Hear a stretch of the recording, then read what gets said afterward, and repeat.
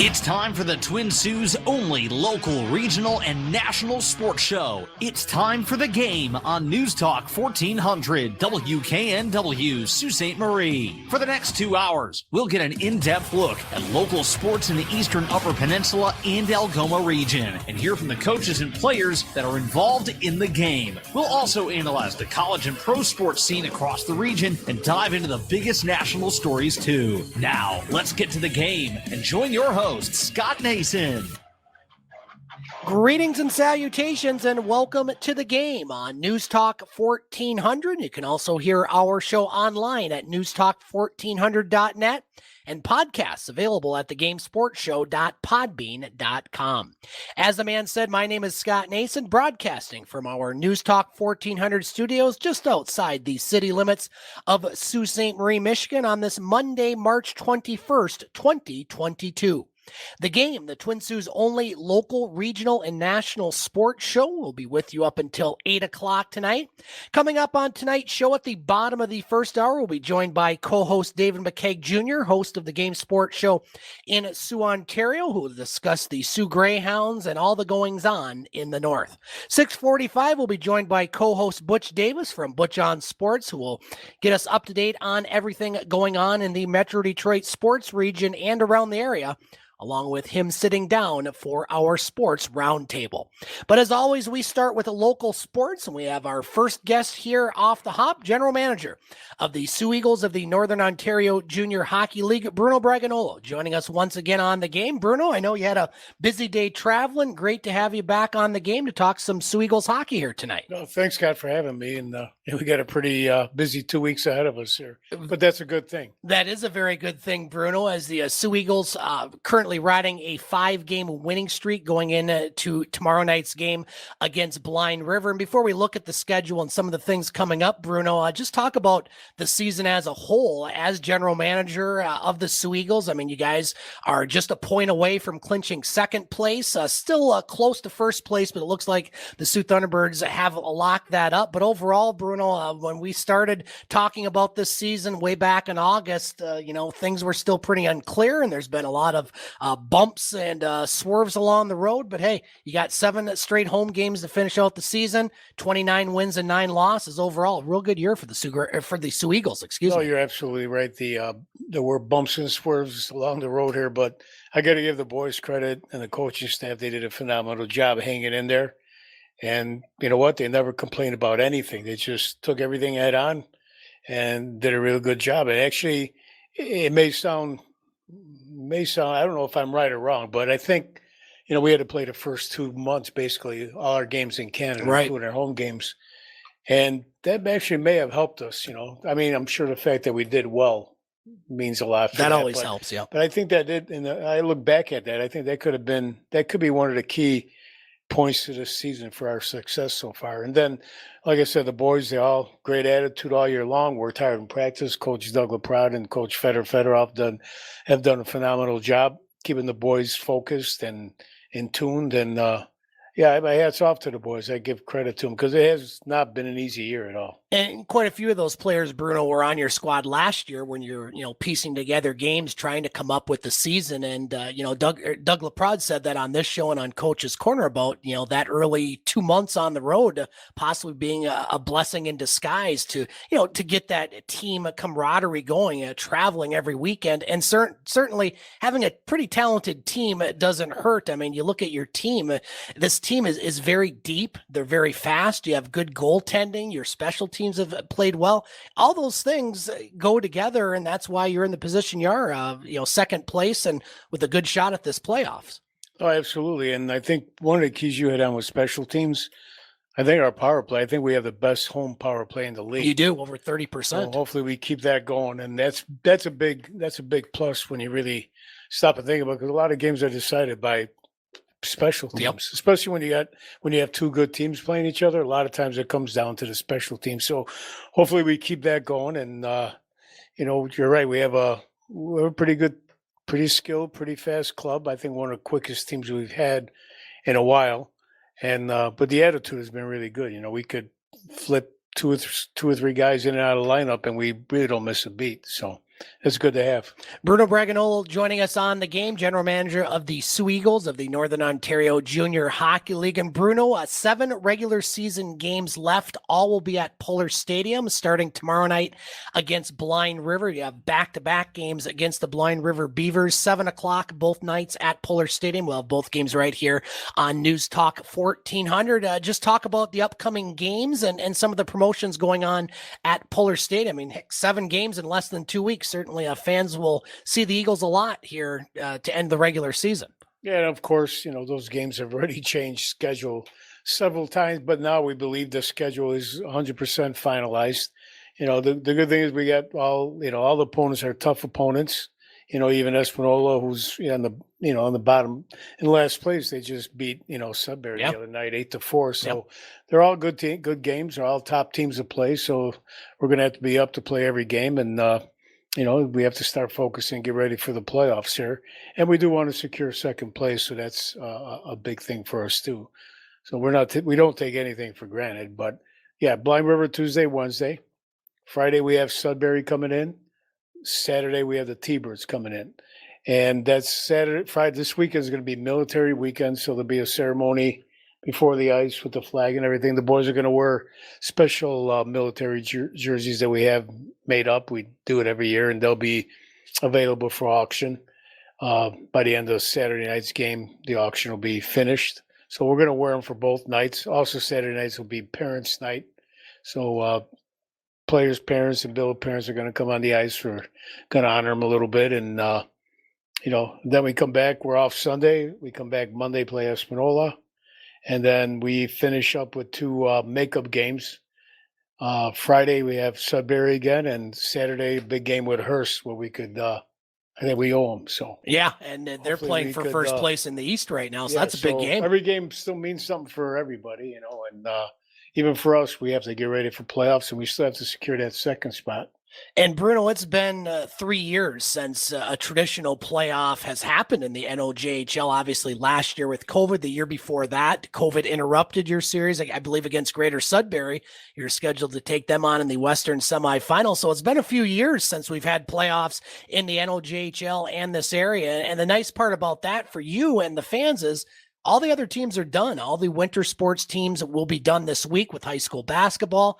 Obviously, you can't get on the field yet and for quite some time. So you're going to own the local sports scene, Bruno, for hopefully not just the next couple weeks, but an extended playoff run. Just looking at your team, you've had good records against basically everyone. You played the Thunderbirds even this season, winning records against Blind River and Greater Sudbury. This team, I think, is built for potentially a pretty long playoff run. Yeah, if everything goes right, because you have hopefully no injuries, no suspensions.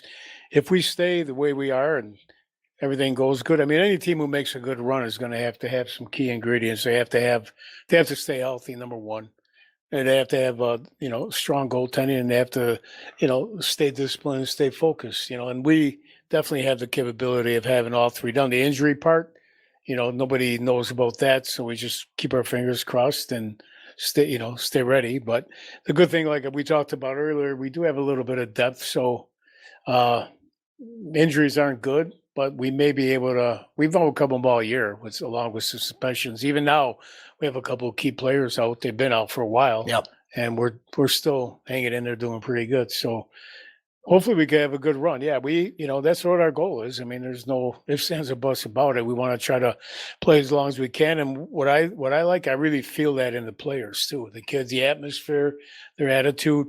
I get sometimes, you do this long enough, you kind of get a feeling of players and what they're looking at and what they're thinking. And right now, I think it's a good thing. So hopefully things go right and we get a nice run and people come out and cheer us on and try to, win a championship here. Bruno Bragagnolo joining us on the game, general manager of the Soo Eagles. And Bruno, a couple more questions before we let you go. We've noticed over the past couple home games, some affiliated players in the lineup here and there. How have they worked out, and how many are you able to carry and use throughout the rest of the regular season? And, the guys that I've seen on the ice, they've done pretty darn good.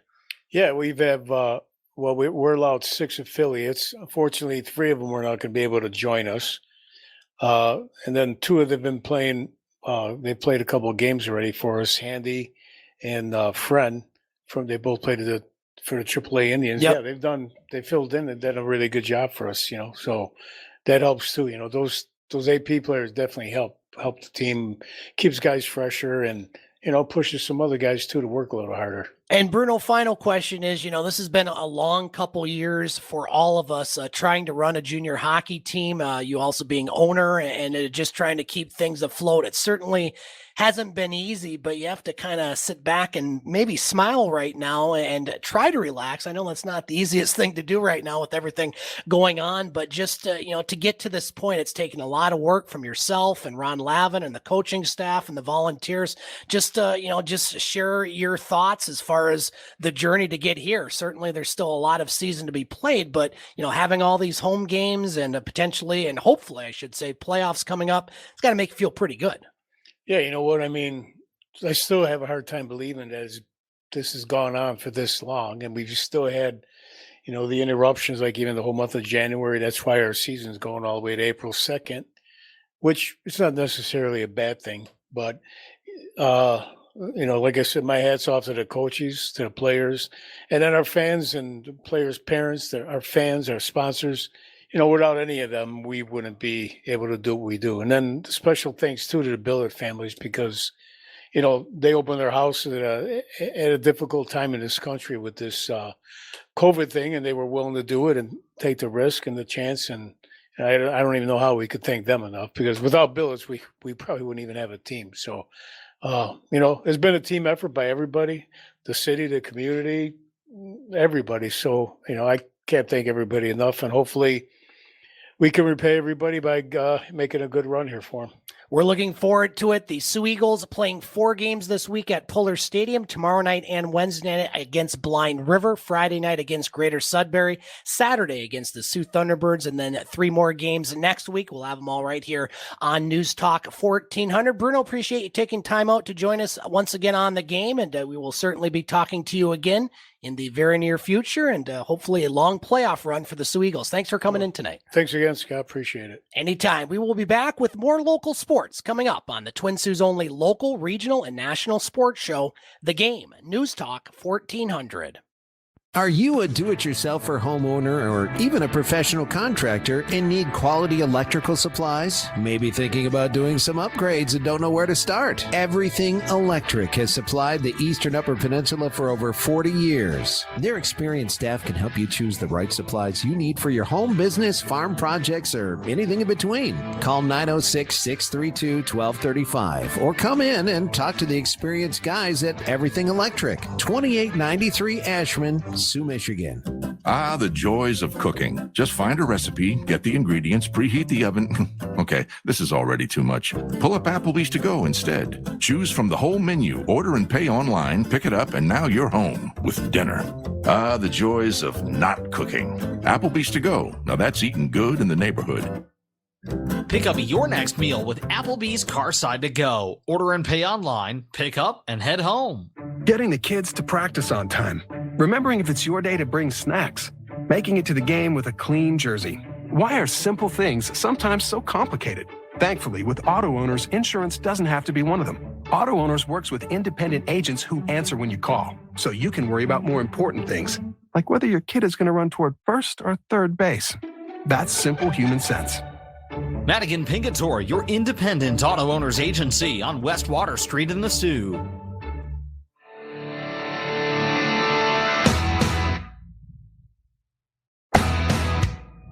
Paul Thompson here with Gaylor Thompson Sales and Service, just off I-75 in Rudyard, inviting you to stop in and see the largest selection of equipment in the Eastern Upper Peninsula. To complement our full line of Mahindra tractors, we have trailers including goosenecks, dumps, cargos, car haulers, and utility trailers. We also have a full line of lawn and garden equipment with Cub Cadet and X-Mark. Over 50 mowers to choose from, a full line of parts, and we service what we sell. Looking for an outdoor wood or pellet furnace or parts? We stock water pumps, exchangers, PEX supplies, and more. Also, check out our full line of Boss and Fisher snow and ice equipment. Here at Gaylor Thompson and Rudyard, we are open Monday through Friday, 8 to 5, and Saturdays, 9 to noon for your convenience. Just off I-75 in Rudyard, 30 minutes from the bridge. If you need it, we have it. Give us a call at 906-478-3026. Hope to see you here.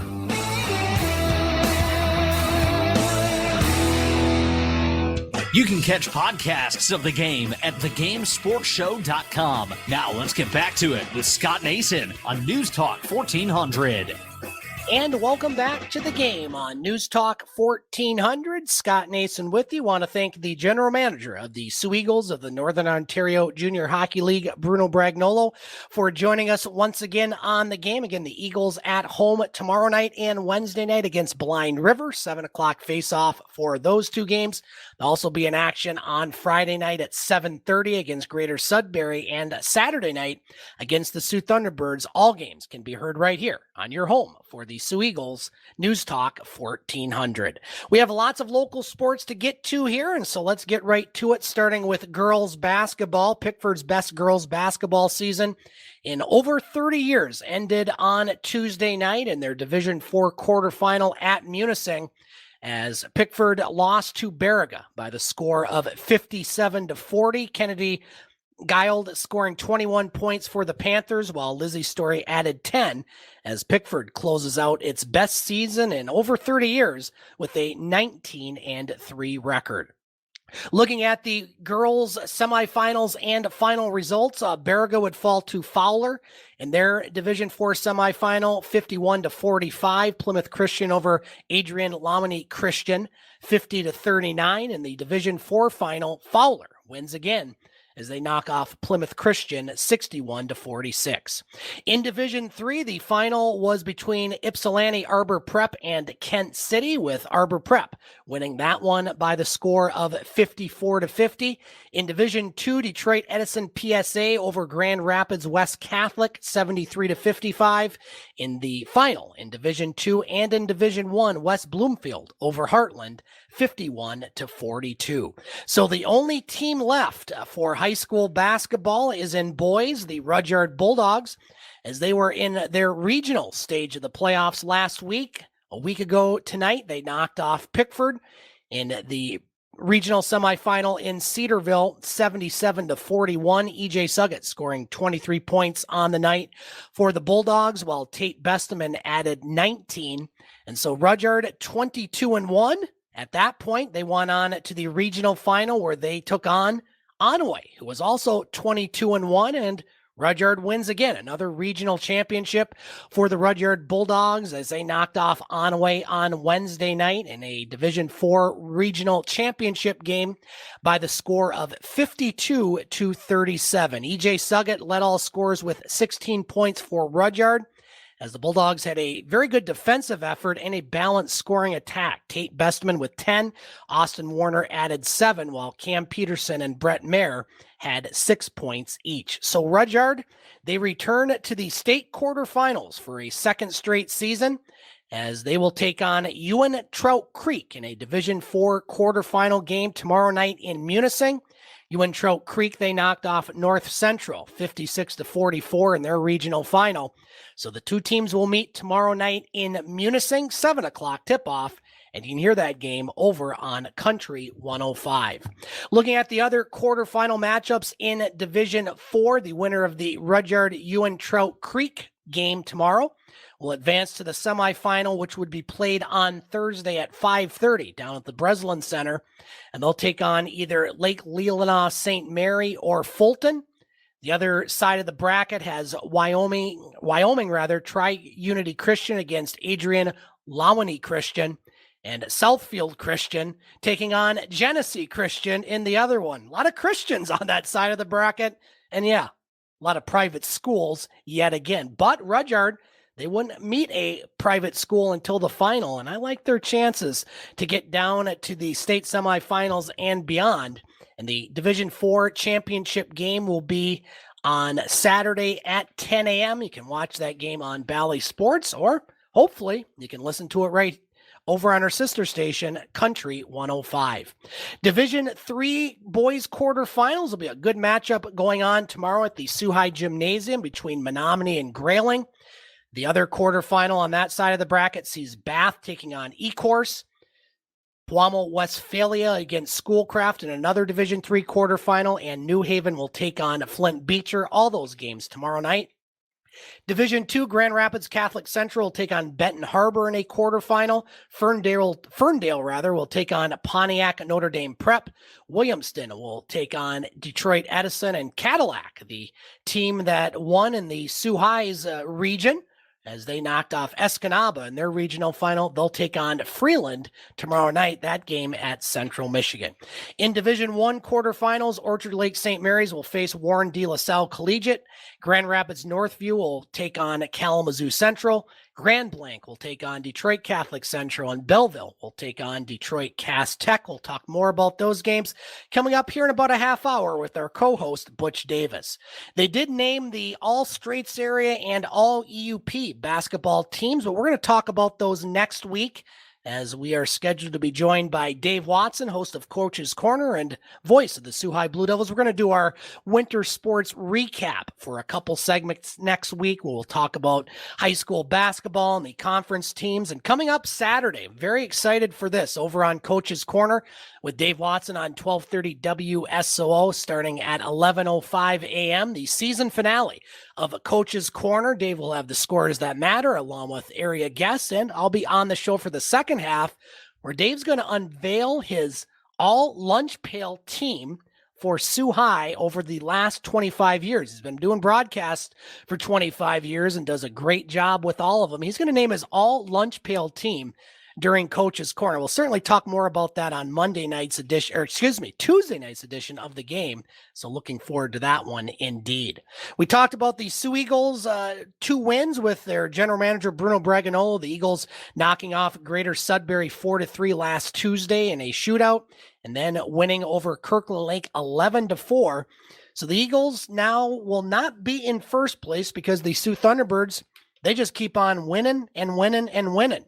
Won 15 straight games, as they won over Kirkland Lake on Friday 2-0, and then a 4-3 overtime decision to Blind River yesterday on the road. So the Thunderbirds have 75 points, 14 points ahead of the Soo Eagles, who are in second place with 61 points. And the Thunderbirds will just need 1 point in their final 3 games to clinch first place. Eagles have 7 regular season games left, and they need just 1 point to clinch second. So it looks like the Thunderbirds will finish first, the Soo Eagles will finish second, and then they'll either take on Blind River or Greater Sudbury, the 2 teams that are third or fourth. So lots of hockey coming up at Pullar Stadium. The NCAA hockey has unveiled their brackets over the weekend. Minnesota State knocked off Bemidji State in the CCHA championship game by the score of 2-1. And so Minnesota State and Michigan Tech, the 2 teams out of the CCHA, that will be in the tournament. Let's go through the brackets starting on Thursday. There'll be a couple games on Thursday. The bracket has Denver, the 1 seed, taking on UMass Lowell. The other game will see Minnesota Duluth take on Michigan Tech, the 3rd seed in that one. Games on Friday include Western Michigan, the top seed. They'll take on Northeastern. The other side of the bracket has Minnesota facing defending national champion Massachusetts. Other games on Thursday include Minnesota State, the top seed in their region. They'll take on Harvard, while North Dakota will take on Notre Dame. And the final bracket, all these games played on Friday. Michigan, the number 1 seed, will face American International on Friday, while Quinnipiac will take on St. Cloud State. Looking at some other local sports notes, the Laker women's hockey team went 2-1 in their national championship over this past week in St. Louis. The Lakers winning 22-1 on Tuesday over Villanova. They would also win on Wednesday by the score of 8-1 over Rowan University. Then the Lakers saw their national championship run on Thursday, as they fell to Boston College 4-1. The Lakers ended up finishing second in Pool D, thus ending their tournament. But what a tournament and what a season it was for the Lady Lakers. 31-4-1. Very good season for head coach Matt Parker and the Laker women. Sioux College also doing well in the tournament, but not advancing to the Final Four. They go 2-1. They lost their last game by a score of 3-1 to Assenbion Hope I got that right. And so congratulations to both those teams doing very well. One team still alive in the GLIAC women's basketball tournament in Division II, and that team is Grand Valley State. As earlier today, they won their quarterfinal matchup over Missouri Western, 67-44. They advanced to take on Glenville State in the semifinals, which will be played on Wednesday. And finally, Laker tennis in action over this past week. The women's team fell on Friday in their final non-conference match to Oakland by the score of 7-0. And both the Laker and men's women's tennis teams will begin conference play this week. They'll be at Grand Valley on Friday and Ferris State on Saturday. We're going to take a break here on the game, but when we come back, we will continue the local sports with our co-host from the Game Sports Show in Sault Ste. Marie, Ontario, David McCaig Jr., joining us coming up on the game here on News Talk 1400. And welcome back to the game on News Talk 1400. Scott Nason with you, and joining us on the game, co-host of the game here on News Talk 1400 and host of the Game Sports Show in Sault Ste. Marie, Ontario, David McCaig Jr. joining us once again on the game. Kegger, how you doing on this late Monday in March? Hey, it feels like spring this week.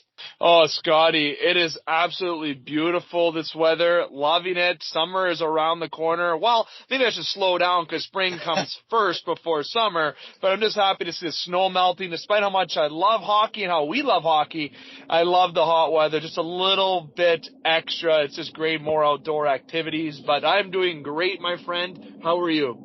Doing wonderful, Dave. So much to talk about in so little time. And so we already talked about the NOJHL earlier. So let's focus on the OHL and then the NHL trade deadline with you before we get to the rest of our show. And it was a good week for the Soo Greyhounds. They did lose their first game on their 3-game road swing to Sarnia 4-0 on Wednesday. But the Hounds bounced back nicely over the weekend with a pair of games, an 8-7 shootout win over first place Flint on Friday night, and then the Hounds winning on Saturday at Saginaw 3-0 as Tucker Tynan made 24 saves to earn his first ever OHL shutout. The Hounds now 33-18, 6-1 on the season, fourth place in the Western Conference, and a real dogfight, no pun intended, going on in the West right now, Dave. Flint atop the Western Conference with 75 points. London, who is first place in their division, the second seed right now with 73 points. Windsor just 1 point back of Flint in the West with 74 points.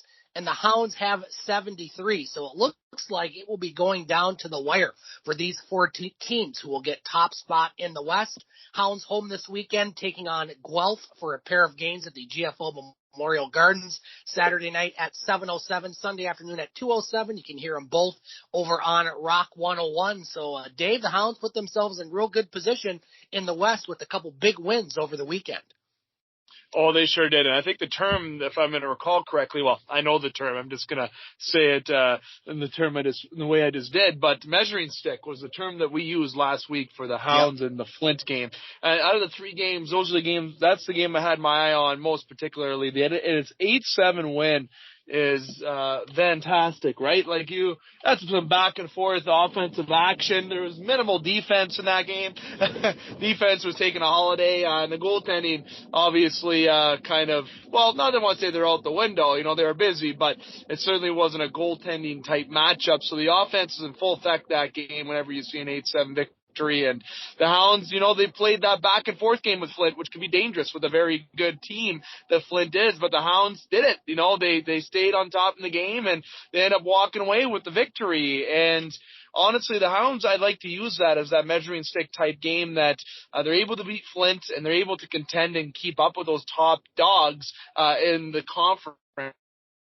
So I would say that the 3 games that's unfortunately started on the road trip on a sour note, but to walk away with 2 wins, it's always a plus if you can be above 500 on your road trip because you're away from home, the travel, the eating's different, sleeping habits different, everything's different, okay, when you're on the road.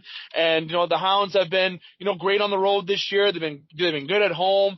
This is a team that's showing that measuring stick type game that occurred on the weekend against Flint, that they are the real deal, that they're for serious and they're to be taken seriously. But I'm sure in the future, I would kind of advise going to back and forth type game against Flint, but it's good that they're able to walk away and build some momentum with that. So that's a game that I mostly highlighted this weekend for the Hounds to use as a gauge going forward. But oh my goodness, that conference is so close. A lot of hockey in our region is close. You can look at the OHL, even the NOJHL. There's still a lot of closeness. As they say, the Thunderbirds are kind of separating a little bit from the Pack, or more of a decent deal, but still the hockey, the competitiveness, the tightness, the overall excitement of the leagues going around in the area.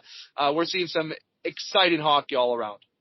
Dave, speaking of hockey, the NHL trade deadline has ended earlier this afternoon, and a bunch of moves. I'm going to give you the floor because I'm trying to keep up with everything just for this section of the show, and I know you're our NHL expert, so we're going to talk about the Wings and their moves with Butch Davis, but I know you got your eye on Toronto, certainly bulking up their defense and goaltending changes.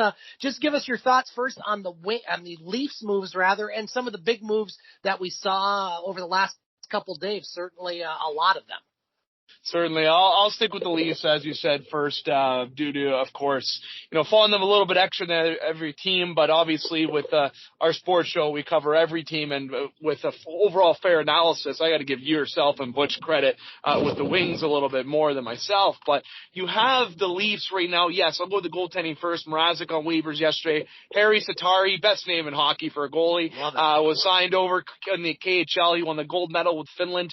That was a good signing by Dubas. He took the risk, but because when you sign someone overseas this point in the season, you have to put them on waivers first to see if they get claimed, and the Leafs did it, and Arizona claimed them.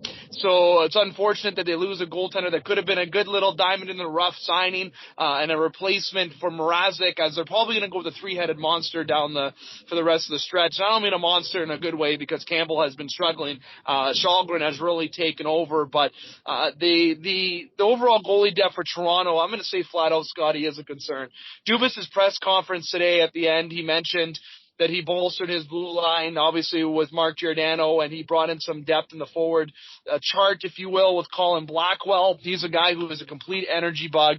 So I'm not opposed to those deals. I'm very excited to see those deals. But if you line up the Leafs moves in comparison to the Florida Panthers and the Tampa Bay Lightning, same-ish to the Boston Bruins. They weren't hugely active as like Tampa and Florida were. But I still don't see Toronto, in comparison to Florida and Tampa, being the better hockey team. And I honestly, no disrespect to Dubas, he believes in this goaltending duo of Campbell and either one of Mrazek and Shalgren. Obviously, Mrazek is absolutely not. I hope that guy doesn't see a crease again for Toronto. He's struggled this year, and I hope Campbell can get back to the way he was beginning of the year. Then you know what? I'll believe a little bit. But thank goodness for the play of Eric Shalgren in the absence of Jack Campbell to get some wins and kind of stay within, not getting into the wild card spot. But hey, maybe I should say Toronto should go to the wild card spot, because maybe they'll play Carolina instead of Florida or Tampa in the first round. But then I rewind and say,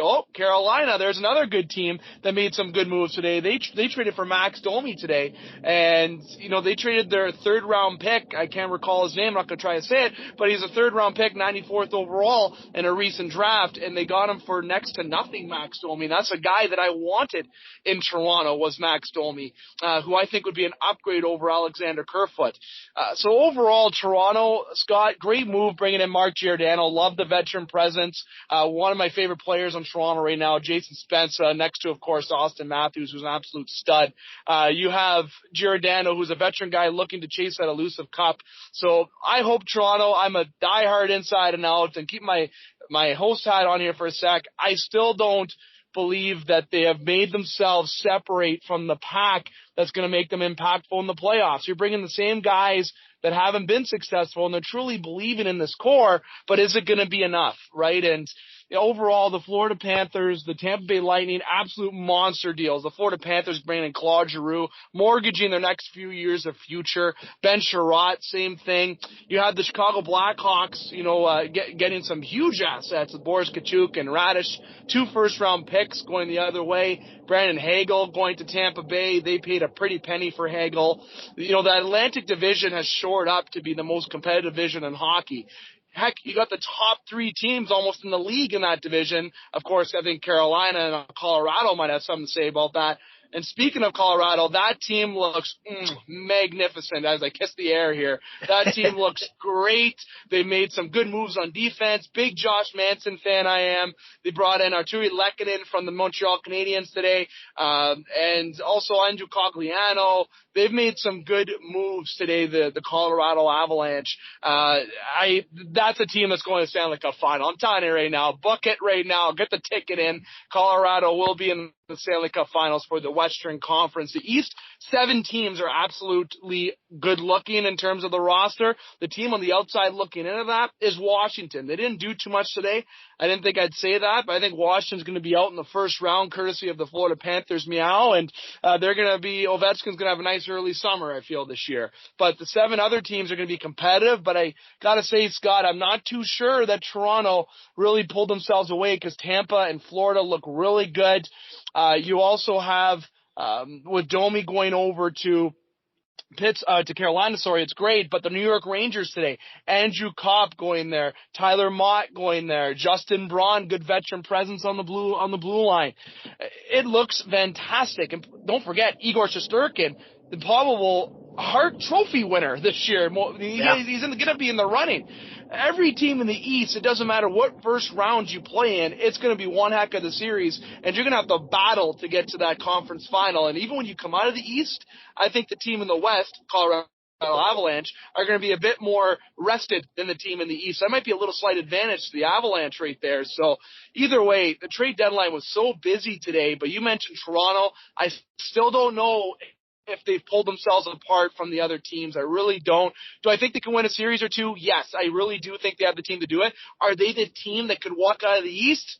I don't know. I think Florida might have a little something to say about that this year. And also Carolina, there's a team that defensively is built for playoff hockey. So it can go anywhere in the Eastern Conference. I think the only sheer favorite is the West. Yes, Calgary might have a few extra things to say to me about that too, that are Calgary fans.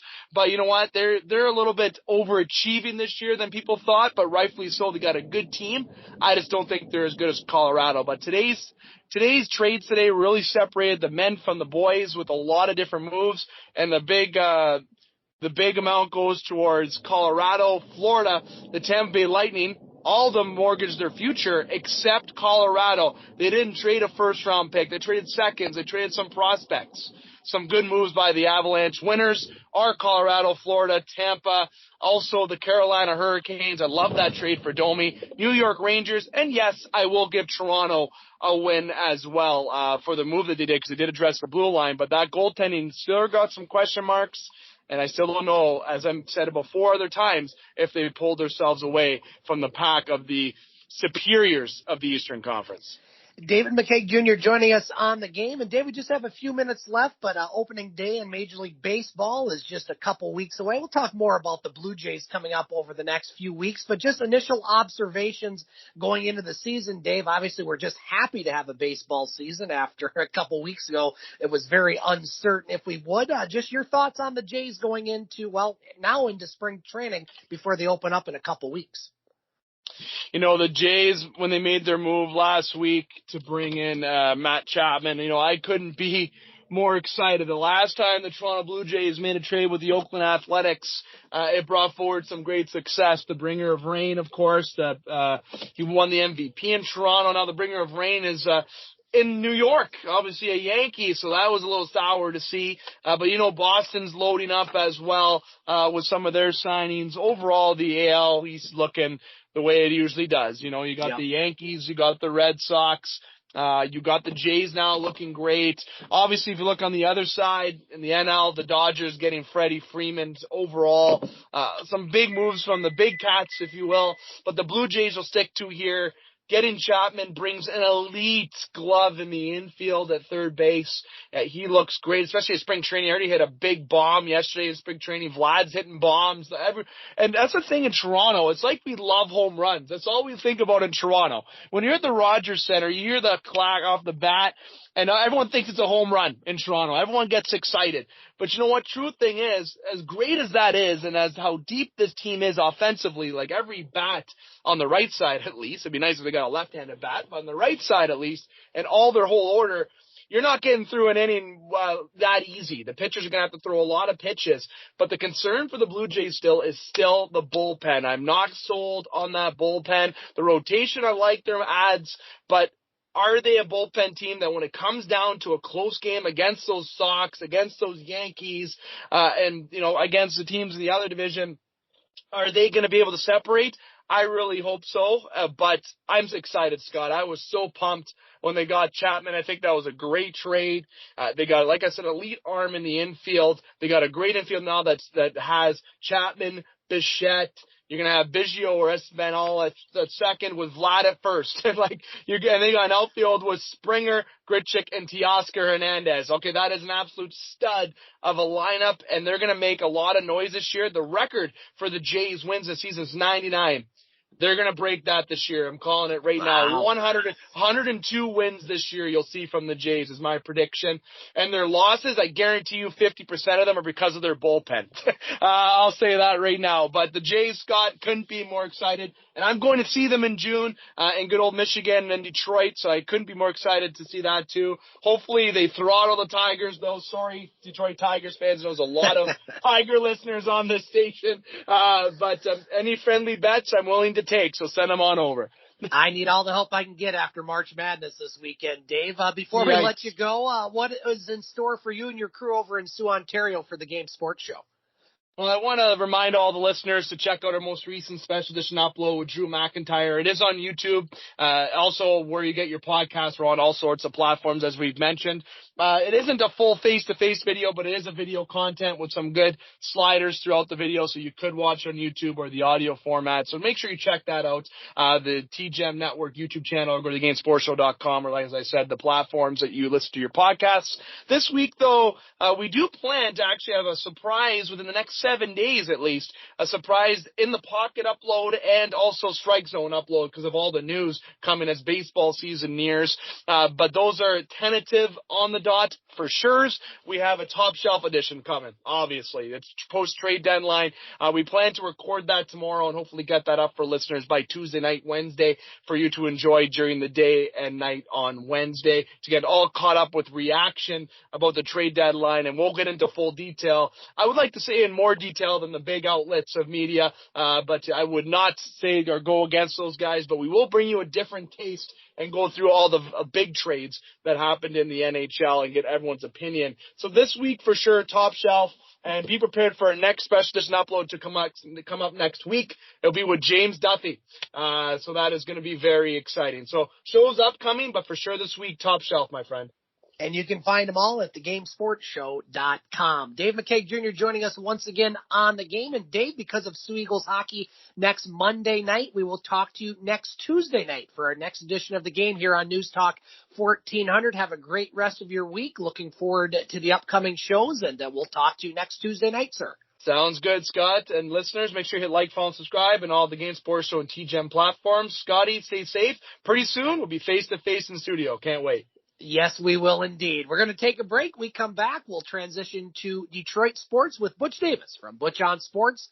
All coming up on the Twin Sault's only local, regional, and national sports show, The Game, News Talk 1400.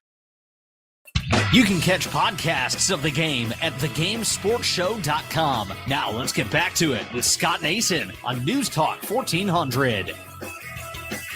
6:49 on the game, News Talk 1400. Scott Nason with you, and joining us on the game, co-host of the game here on News Talk 1400 and host of Butch on Sports, Butch Davis. A brand new edition of Butch on Sports from Sunday night, which you can find on Butch's podcast page. Just go to Simply Butch 2, that's TOO.podomatic.com. You can also find Butch on Sports on Facebook, as well as our podcast site, thegamesportshow.podbean.com, as Butch joins us each and every week to talk about what's going on, not just in the Metro Detroit sports scene and all across Michigan, but the national and international sports landscape as well. Butch, first of all, how you doing? And you were listening to our co-host David McCaig's interview talking about him being at Comerica Park in June, and I think you might have something to say to Mr. McCaig. Welcome to the game, sir.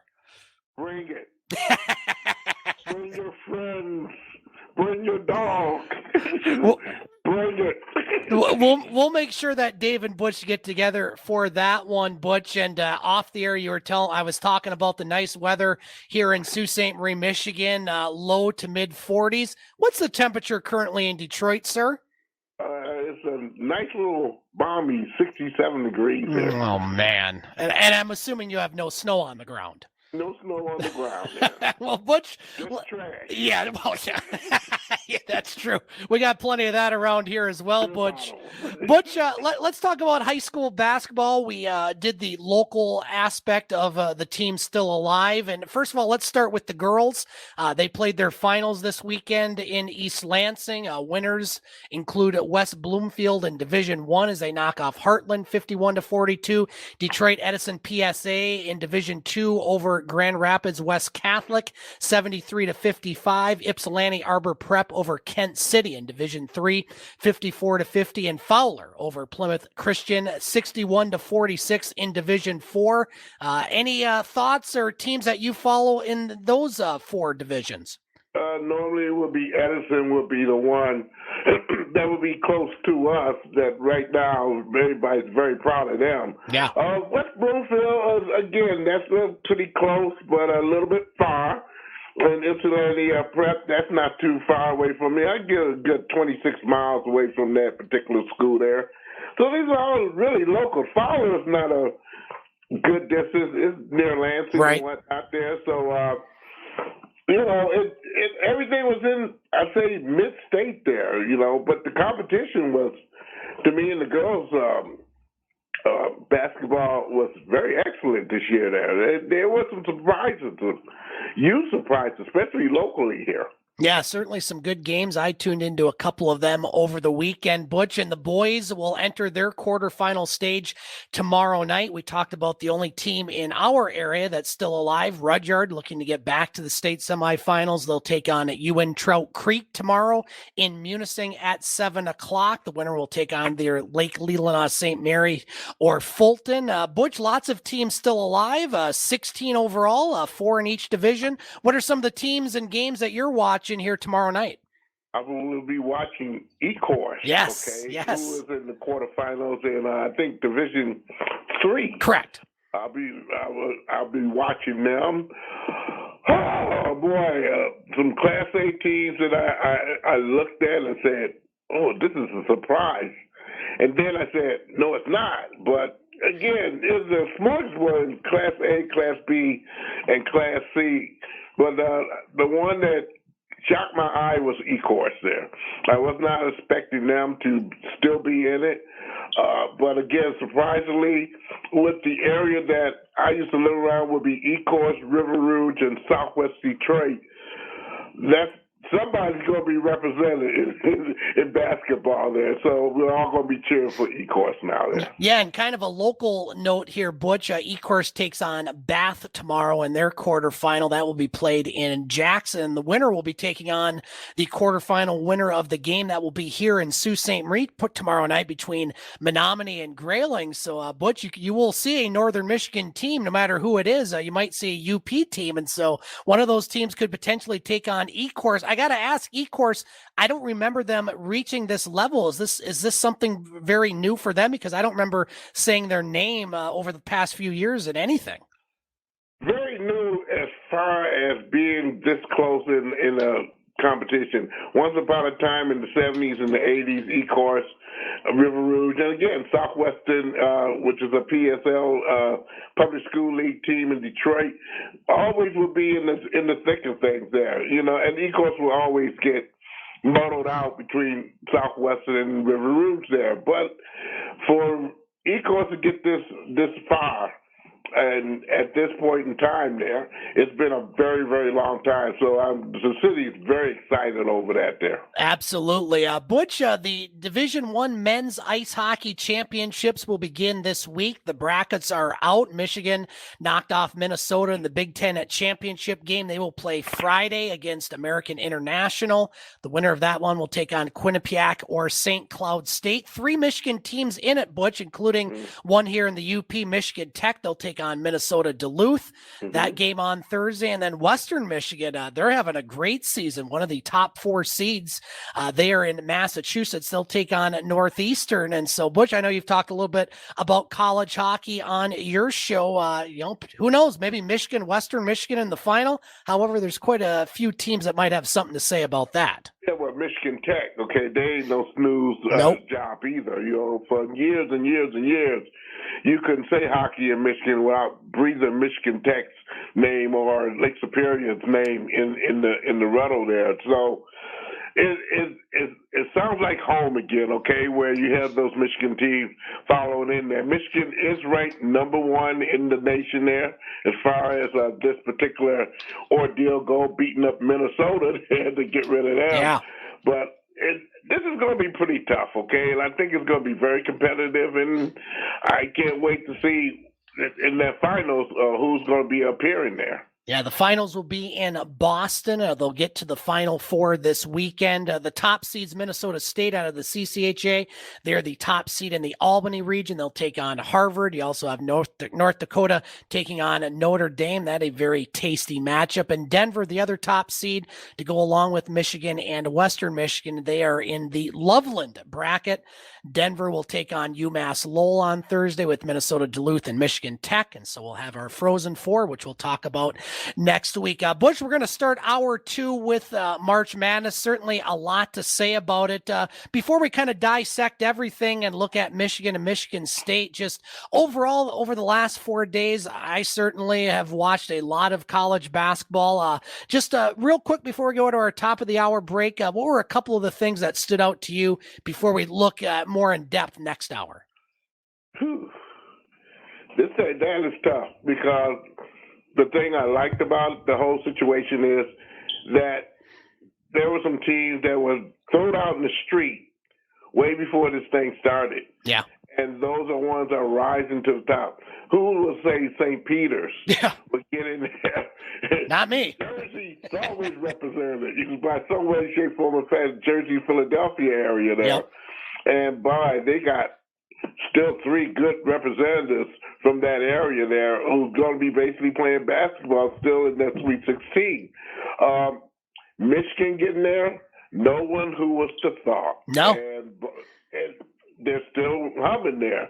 And there's a lot of people right now saying that if Michigan gets on that great route, they're going to be pretty doggone good. But I saw this weekend some competitors to the no-not one. When we get in the second round, we got to break it on down there. Wisconsin and all these other teams that flip the script, they're not there anymore. We are going to break it down indeed, Butch. We are going to go to our top of the hour break. When Butch and I come back, we will have our roundtable and start and talk a lot about March Madness. All coming up on the Twin Sault's only local, regional, and national sports show, The Game, News Talk 1400. Calling all relayers. Relay season 2022 is here and we're ready to get back to the track. Relay for Life with the EUP will be back in person on Friday, June 17th and Saturday, June 18th at the Soo Area High School. This year's theme is television. Get involved, gather friends, family, and coworkers, and form your team. It's a special time to come together as we celebrate, remember, and fight back against cancer. Whether you are a Relay veteran or looking for information on how you can get started, visit Relay for Life with the EUP on Facebook or call Andrea at 906-253-1219 for more information. Who's ready to relay? Take care of your property with equipment you can count on, like the Kubota BX and L Series compact tractors, part of our under 100 horsepower tractor lineup, rated #1 for reliability, and Z Series motors and Sidekick utility vehicles, where durability meets speed. Visit your local Kubota dealer for a demo today. Skinner's of Pickford, your tractor source in the north, Pickford, Michigan. Go to KubotaUSA.com for full disclaimer. Taking a look at your News Talk 1400 weather forecast. For tonight, we've got cloudy skies, a little around 25 or -4. Get some snow flurries early Tuesday morning and then mixing with rain later, high of 36 or 2. Tuesday night, cloudy, chance of some flurries in the overnight, low of 30 or -1. Breezy on Wednesday with some snow to start and then a mix in the afternoon. The high again about 36 or 2. Let's get to the second half of the game on News Talk 1400 WKNW, Sault Ste. Marie. It's the Twin Sault's only local, regional, and national sports show. Now, here's Scott Nason. Welcome back to the game on News Talk 1400. Scott Nason with you as we continue to be joined by co-host of the game and host of Butch on Sports, Butch Davis. Butch, we gave a little tease at the end of last hour talking about March Madness, the NCAA Division I men's basketball tournament. We're also going to talk about the women's tournament after we talk about the men. And, Butch, we talked about it last week with Paul Van Wagner. It's just such a fun time of the year in sports. And to me, no better than the first 4 days of the NCAA basketball tournament. And we're going to go through each region. We'll start in the South and Michigan, as now there are 68 teams in Division I men's basketball down to 16. We'll start with Michigan, who entered the tournament with the most losses of any team, 14. They get an 11 seed in the South, and Michigan back in the Sweet 16 for the 5th straight year. As the 11th seeded Wolverines, they proved they should be there and came back and knocked off Colorado State in their opener 75-63, and then took out a very good Tennessee team on Saturday, the number 3 seed in the South, as they topped the Volunteers 76-68. The Wolverines advanced to the Sweet 16 in the South Regional, with the next game to be played in San Antonio on Thursday. And the Wolverines will face the 2nd-seeded Villanova Wildcats. Villanova knocked out Delaware and then took out 7th-seeded Ohio State yesterday. And Butch, the Big Ten had 9 teams that entered and only 2 remain. And we'll get to that other team and some of the others that don't remain. But, we've seen this before from Michigan, maybe entering a tournament with maybe not a lot of momentum, a few losses during the regular season. And you said it earlier, they proved they should be there. Michigan looks good heading into the Sweet 16. Yeah, and, I did not realize that this is the 5th year in a row. Yeah. That they made the Final Four, not the Final Four, I would say, but the Sweet 16. That is something to scream about. Sure there. is. And I didn't take that under consideration worth a doggone when I was talking 2 weeks ago there. But, you get all these stats and figures ran up your nose yeah. throughout these games you watch. And, boy, I didn't realize that there, makes me get on my toes a little bit more here. But, it's good locally here.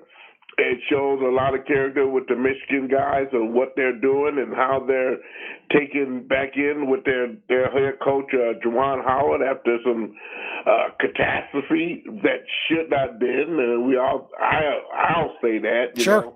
I'm not going to say around that anybody has a temper and should be able to comment. We've all been there, okay, and done that. So they just embraced it, and they started anew, because it is a new season. And they're taking it like, they got to be horsing out of the barn there. If they want to get some food, they got to hurry up and get to the trough there. And they're certainly going to get to the trough on Thursday, taking on a very good Villanova team. That game will be on Thursday night. The other side of the bracket, top-seeded Arizona. Boy, that was quite a game late last night. 85-80 overtime victory over 9th-seeded TCU, as the Wildcats will take on Houston. Just kind of quietly going about their business again, Butch. They were the 5 seed. They took out Illinois yesterday afternoon, 68-53. So you have Michigan against Villanova, Arizona against Houston, and, all very good teams. And, the way I size up those 4 teams, Butch, I think any of the 4 teams can win it, because Houston, they made the Final Four last year. We've seen what Arizona can do, and Villanova, they've been there before. This is a pretty good regional semifinals and finals going on in San Antonio.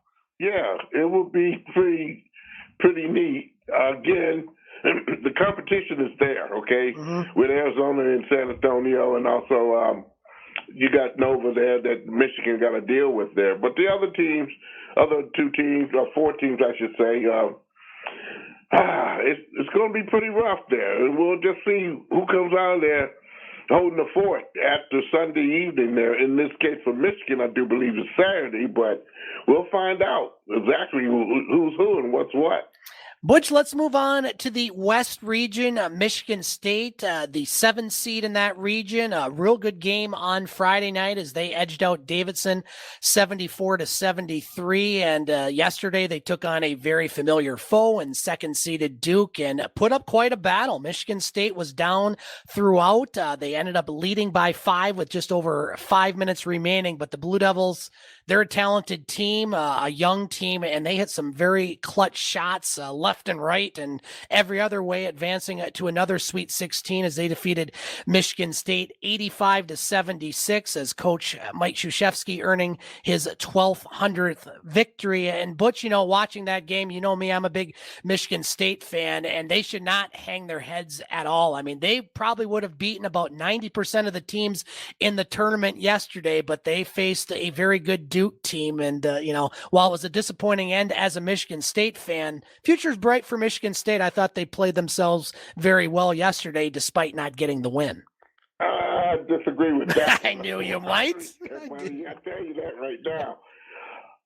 And I hate to blow some bubbles, but Michigan State, it was two things that I watched in this particular game. And one of them is you always got to take under consideration the hot man in the game. True. The hottest man in the firecracker there was Brown. Yeah. And I did not see them in that the later parts of the game get him loose where he can release his thunder there, because Brown really kept them in the game earlier and during the mid portion of the game as well. And I got to speak of Brown because he's from Belleville. Yep. My boss, Andrew Lindsay, who's my boss at Southgate School Systems there, used to be his coach. Oh, wow. Yes. So we were talking about that way before, and we watched the game in its entirety, him from his location and me from mine, and we both agreed that, yes, they did not feed the hot people as the way they should there. Again, Hurst, another one there, did not get the ball like, advertised there. One of the better three-point shooters on the team there, and they didn't emphasize on getting those guys loose who were, doing damage and were shooting a high percentage of their jumpers and whatnot there. I always look at percentages on offense is where you go when it comes time to get the ball to them. And sometimes Michigan State had this tendency of still playing the inside game when basically right now that's when Duke is at its best, yep. Okay? And they know how to switch from a man-to-man to a zone in a tailspin. And they did an absolute job on Michigan State during those lateral parts of the game. Michigan State had a good 5-point lead, and they just wiped that out like a tornado, okay? And then they kept it. And that's where the veteran portion of the game really could hang this head on Duke. They knew, they were experienced. Their coaching staff knew how to settle their guys in and get the job done, and they did that. And, I don't think Michigan State has no reason to put their heads down low, but again, Michigan State got to look at the talent that they have. They got to build on what they just did and, maybe emphasize on that hot shooter or that go-to person in the clutch where basically you got other teams giving the attention to them where other people can get loose and get some easy jumpers or maybe some easy layups. That's a very good point about Brown because, like you said, he was single-handedly keeping them in the game with those threes. And then he didn't see the ball, I think, probably the last 5 minutes. Yeah, that's a good point, Butch. Duke will advance to the Sweet 16 in San Francisco, where they will take on another team just quietly going about their business like Houston, Texas Tech. That game will be over the weekend. Texas Tech disposed of number 11 seed Notre Dame. It wasn't easy, 59-53. The West, the only bracket, and probably the only one that I did anything in as far as my predictions, were all four top seeds advance. Number 1 Gonzaga. What a game that was against Memphis on Saturday, winning 82-78. They will take on the 4th seeded Arkansas Razorbacks, who beat New Mexico State in a very low scoring game on Saturday. So Butch, in the West, you have Gonzaga, Arkansas, 1 versus 4. You have Duke versus Texas Tech, 2 versus 3. Everybody was high on Gonzaga, including yours truly, but hasn't been that easy for the Zags. Their first game, they were down early in the second half before they won going away. But that Memphis game, Memphis gave them all they could handle. What do you see out of those 4 teams? Hopefully Gonzaga got it out their system where they can play the game that they're normally been playing all season long, where they show some capabilities of being dominant there. And they didn't show that dominant type of game, especially with Memphis there. Memphis played them very good defense, excellent defense, and I don't think Gonzaga see that much too often on the West Coast with that West Coast style of play where you want to run down the court and get down there quick and basically find that open guy where you can get a shot or get that easy layup there. They were masters of that all season long, and that was put to rest, especially during this tournament right now. And if Gonzaga wants to be in that chain of, making people right, where they're saying that right now Gonzaga is the number 1 team, they have to do that. They have to find ways of defending or defeating other teams' defense, which is going to get tougher now there because the teams that are in there, you better believe that they're playing the majority of their good games that they're winning.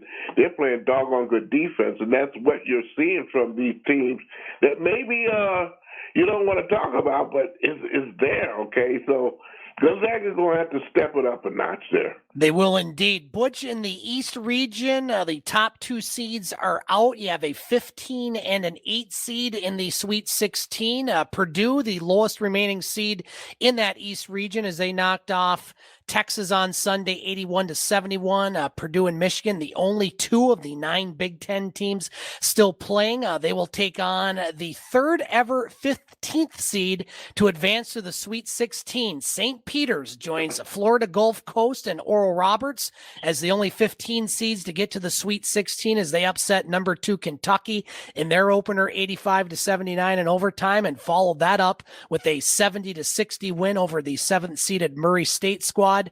Purdue will face St. Peter's on Friday, 7 o'clock in Philadelphia, kind of close to St. Peter's. And the other East Regional semifinal, Butch, will take place on Friday. Well, North Carolina, the 8th seed, they blew out Marquette, had a 25-point lead in the second half with about 10 minutes left. Would go to overtime before knocking off number 1 seeded Baylor 93-86, and they will take on the 4th seeded UCLA Bruins, who knocked off the 5th seed St. Mary's on Saturday 72-56. So Butch, in the East, North Carolina against UCLA and Purdue against St. Peter's, looking to become the first ever 15th seed to make the Elite 8. What are your thoughts on some of those games and going into the regionals? I think a surprise is near, okay? Yeah. And St. Peter's played a game with no fear, okay, against Purdue. Purdue was going to have a problem because, again, all season long I've seen teams hang with Purdue to a no-not-one, only Purdue in the end round. Again, similar to Duke and similar to the best teams in the nation. They knew how to pull it out there. But again, the St. Pete team that no one, and that's including yours truly, wasn't expecting too much. They gave a lot. Okay, and it's no shame being in the top 16, okay, because they're going to be highlighted now there. Yeah, they sure are indeed. Butch, we're going to take our first break here in our second hour, and you and I come back. We still got to look at the Midwest region, and then we will also look at the women's college basketball tournament going on as we speak. All coming up on the Twin Sault's only local, regional, and national sports show, The Game, News Talk 1400.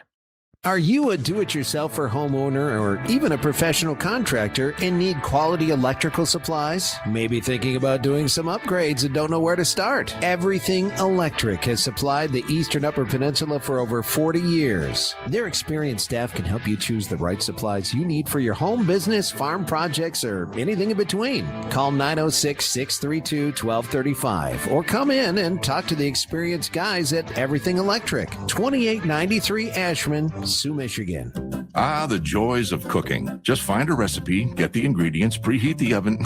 Okay, this is already too much. Pull up Applebee's to go instead. Choose from the whole menu, order and pay online, pick it up, and now you're home with dinner. Ah, the joys of not cooking. Applebee's to go. Now that's eating good in the neighborhood. Pick up your next meal with Applebee's Carside to Go. Order and pay online, pick up, and head home. Getting the kids to practice on time. Remembering if it's your day to bring snacks. Making it to the game with a clean jersey. Why are simple things sometimes so complicated? Thankfully, with auto owners, insurance doesn't have to be one of them. Auto Owners works with independent agents who answer when you call, so you can worry about more important things, like whether your kid is going to run toward first or third base. That's simple human sense. Madigan Pingator, your independent auto owners agency on West Water Street in the Soo.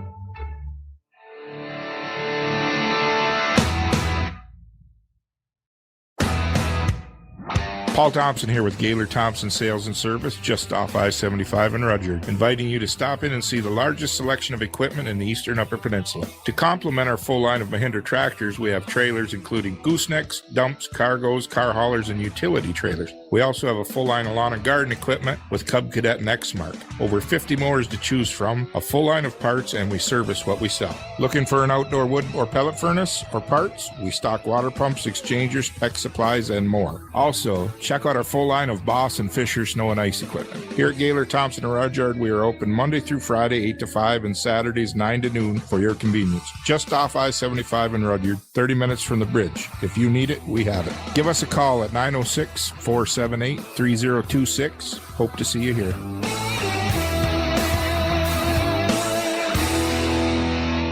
Let's get back to the Twin Sault's only local, regional, and national sports show. Let's get back to the game on News Talk 1400.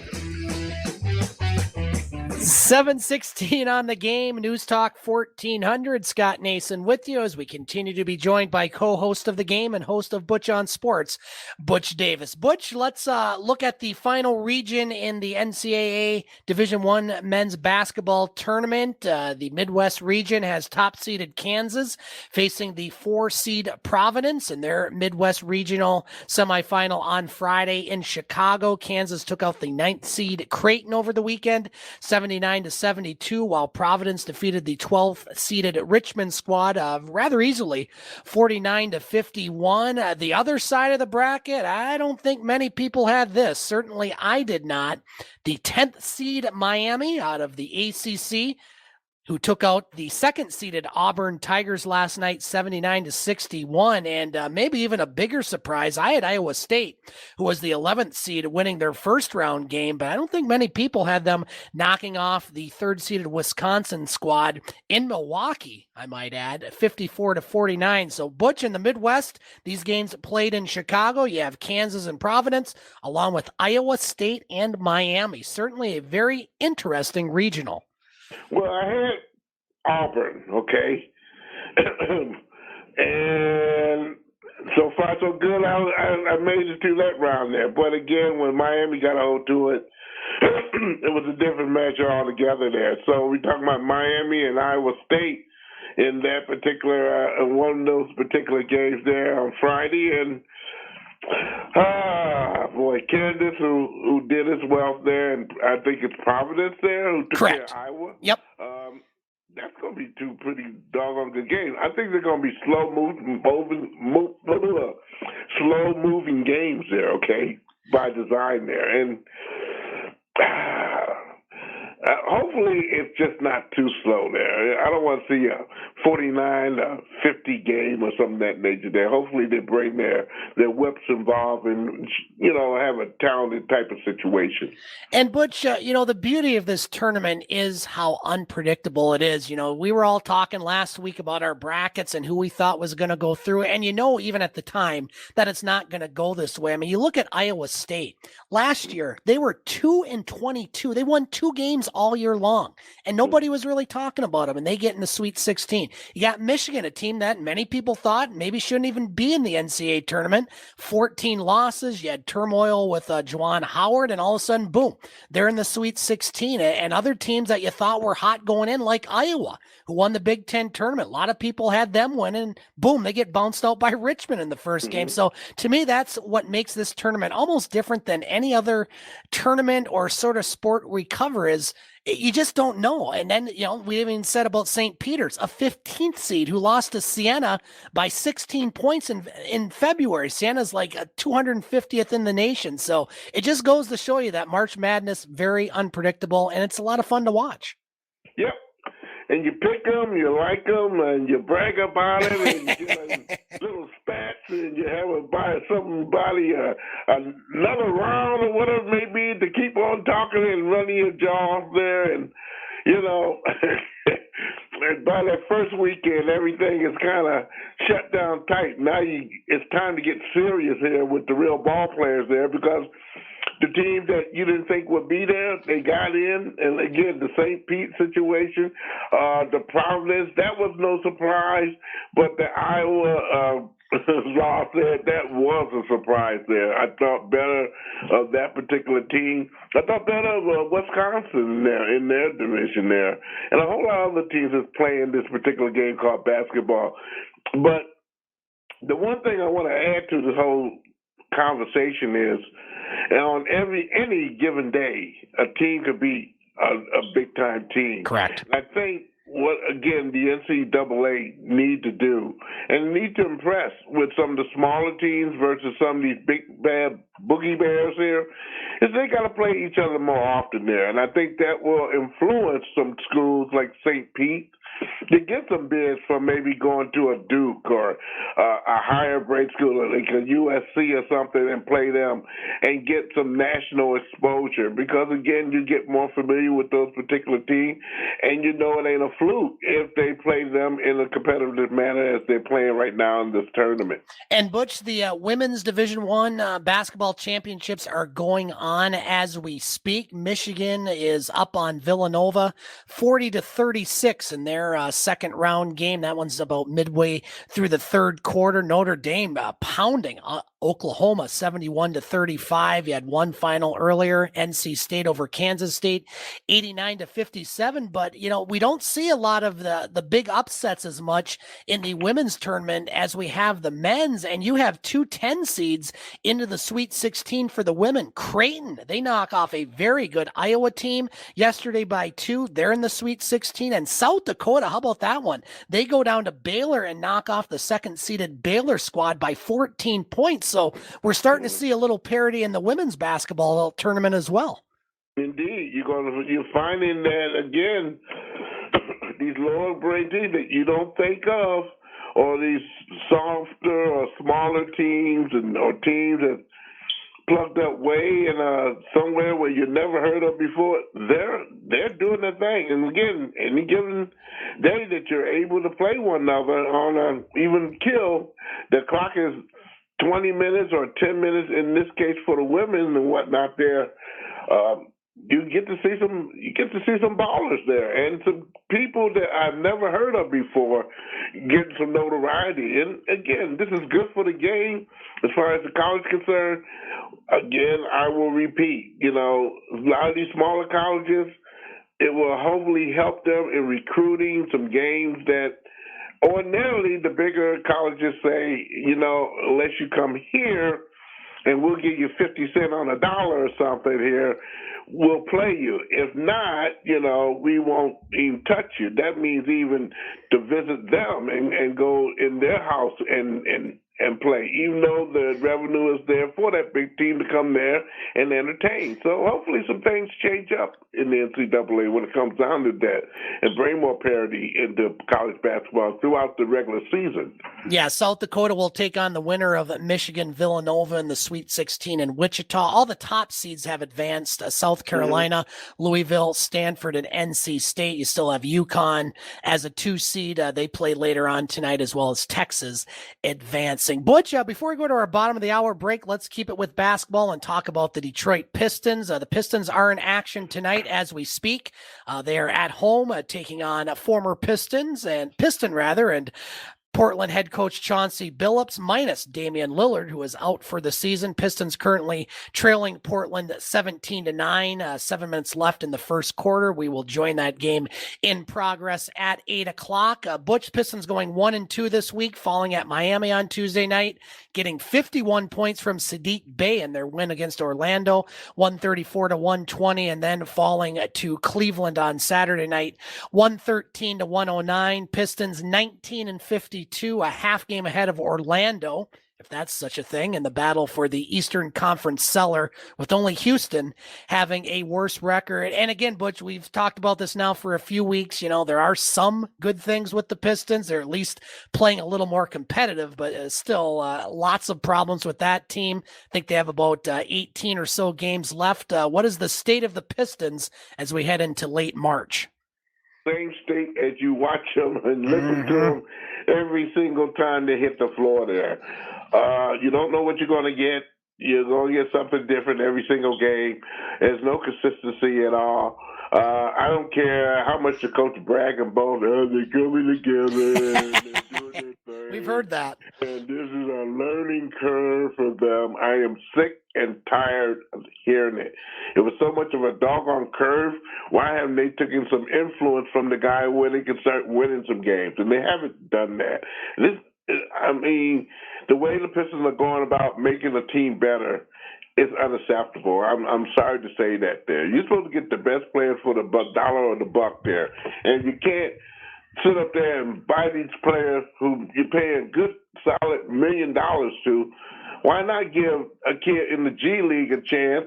Hey, you're down in the pole. You're down on the totem pole anyway. Let's find some kids that want to be there. Okay, want kids that are exciting and some new blood in there. And this is acceptable if you don't have the veteran core that the Pistons had in the beginning of the season, rather than what they have right now. And those same veterans are unable to play or unable to perform because of this, that, and the other there. And I'm just sick of it. Hopefully the season hurry up and end for the Pistons where they can all go home. And hopefully we hear some common sense coming out the general manager and the owner there in making this team better. Butch, a couple minutes left here before we go to our bottom of the hour break. Just kind of looking around the NBA, LeBron James, pretty much the only bright spot for the LA Lakers. He passed Karl Malone on Saturday, moving into the second spot in the all-time scoring list. However, the Lakers continue to struggle as right now they're 5 games back of the LA Clippers for the 8th spot. It looks like the Lakers will, I guess, hopefully for them, be destined for the play-in game. Steph Curry out a couple weeks for the Golden State Warriors. They did get Draymond Green back, but that certainly hurts their cause. And a couple of big performances from this past week, Butch. Minnesota's Karl Anthony Towns, 60 points in a game against San Antonio, including 32 in the third quarter. And Kyrie Irving, granted he can't play everywhere, but when he does, usually does pretty good. He scored 60 points for Brooklyn on Tuesday night. Those are some of the things I've watched over the past week in the NBA. Granted, I've watched more college basketball than NBA. What are some of the things that you're watching? The same slop that you're watching there. And it's sad for the NBA for these couple of weeks because they get drowned like a mouse. Yes, they do. So the colleges are all over there in basketball because then you got the high schools ending their tour this weekend with the boys and stuff there, and now you got the college there in their tour next weekend there, and on a Monday night where no one can watch them because they're going to be on TBS instead of a national television network. Yep. And it really gets shady at that point. But then once all this happens, now everybody's focus is on baseball now. Right. And not so much on the NBA. The NBA will be an afterthought until everybody's opening season has arrived and they got it all out their system. So we're looking at another good 2 to 3 weeks before we'll be talking really deep about the NBA right now. As far as what you say about LeBron James, it shows his professionalism that, he's not old. He's giving them the crowds what they're paying for, and that's a performance there.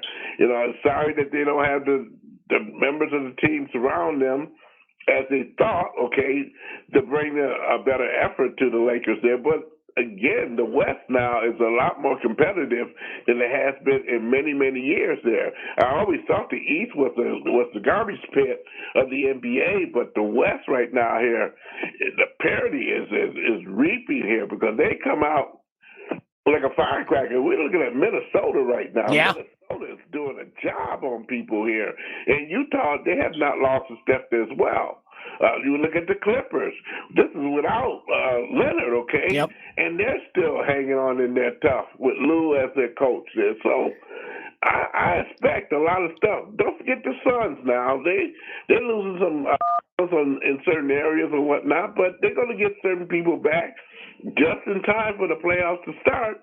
And now we'll see this thing in motion there. Also, San Antonio is one of the lower grade teams in the West, but they're still being competitive everywhere they go. Butch, we're going to take our bottom of the hour break. When you and I come back, we'll move on to the NHL, Major League Baseball, and NFL. Lots of news in all three leagues, and we'll get to it coming up next on the Twin Sault's only local, regional, and national sports show, The Game, News Talk 1400. Local. And here's what you need to know. The Falcons traded quarterback Matt Ryan to the Colts for a third-rounder. Indy traded quarterback Carson Wentz to Washington. Atlanta gave quarterback Marcus Mariota a 2-year deal. The draft is just over a month away as well. The Saints re-signed quarterback Jameis Winston a 2-year contract worth over $20 million in guarantees. He's returning from a torn ACL. Buffalo signed backup quarterback Matt Barkley and added running back Duke Johnson. The New York Giants signed running back Matt Breida. The Colorado Rockies gave a 6-year extension to third baseman Ryan McMahon. It's worth $70 million. Phil Mickelson is not on the list of golfers for next month's Masters. Tiger Woods is still listed as a participant. Among the 9 NBA games tonight, Miami's at Philadelphia in a half an hour. Joel Embiid and James Harden of Philly each out tonight, but Jimmy Butler is due to play back from an ankle injury for the Heat. I'm Steve DeSager. Central Savings Bank has been your hometown bank since 1902. They live where you live, and they're here to help. They understand that life happens, and so do overdrafts from time to time. Stop into one of their 9 locations and ask the CSB family about their overdraft coverage options, like an overdraft sweep, where they can automatically transfer your money from one account to another to cover overdrafts. Apply for a personal reserve account. That is a line of credit to cover overdrafts. Or ask about their new overdraft privilege program for qualifying accounts. Central Savings Bank has all the conveniences you need and want for today's world. Get started by asking what the CSB family can do for you. Bank with the best. Bank with Central Savings Bank. Subject to credit approval. Fees may apply. Member FDIC EHL. Central Savings Bank. Ask what we can do for you. MNC Water Systems has a solution for all your water needs. Want clean, fresh drinking water? MNC Water Systems proudly distributes Norway Springs artesian water, bottled right here in the Upper Peninsula. Cooler rental and bottled water delivery for your home and office are available. MNC Water Systems is offering contactless delivery right to your door, as well as curbside pickup. Call Mo at MNC Water Systems today at 906-647-7307, serving the Eastern UP for over 25 years. During the Jeep Celebration event, your good credit could let you drive off in a new 2022 Jeep Renegade. Buy with as much as $2,000 in incentives and financing for 0.9% for 60 months or 1.9% for 72 months, or an ultra-low mileage lease on a new 2022 Jeep Grand Cherokee Limited. It's waiting for you with as much as $4,750 in rebates and incentives for just $449 a month plus tax and $33.95 due at signing. The Jeep Celebration event all month long at O'Connor's of Pickford. You can catch podcasts of the game at thegamesportshow.com. Now let's get back to it with Scott Nason on News Talk 1400. 7:33 on the game. News Talk 1400. Scott Nason with you as we continue to be joined by co-host of the game and host of Butch on Sports, Butch Davis. Just a programming note for next Monday night. We will have Soo Eagles hockey quite a few nights over the next couple weeks, including next Monday night as the Eagles will host Espanola. So our next edition of the game here on News Talk 1400 will be next Tuesday night instead of Monday. Butch, let's move on to the NHL, and we talked earlier with Dave McCaig about some of the big deals going on in the trade deadline in the NHL. The Wings made some moves today and yesterday. Yesterday, they dealt defenseman Troy Stretcher to the LA Kings for a 7th-round pick in this year's NHL draft, and earlier today, they dealt defenseman Nick Leddy and Luke Witowski to the St. Louis Blues in exchange for forward Oscar Sundqvist, defenseman Jake Wallman, and a 2023 second-round pick. And they also send forward Vladislav Nemetsnikov to the Dallas Stars for a 2024 4th-round pick. A couple of those players were unrestricted free agents, Butch, but it looks like the Wings giving up more than they're picking up. I want your thoughts. I think it's a very good way to empty out the trash. Yeah, okay? I agree. And I hate to say it in that manner there, because all the people that they traded were top stock people for this particular team the Red Wings had. But again, injuries tell a tale, healthy scratches tell a tale. The concept of what the Wings want to do right now, you couldn't think of everything is beautiful when you're winning and you're into the running. But right now, the way the Wings are playing, I can't see them making any kind of playoffs or anything of that nature unless you get a bunch of young kids that are really prosperous enough to beat somebody's brains out. Right now, I don't see that out of the Red Wings at all.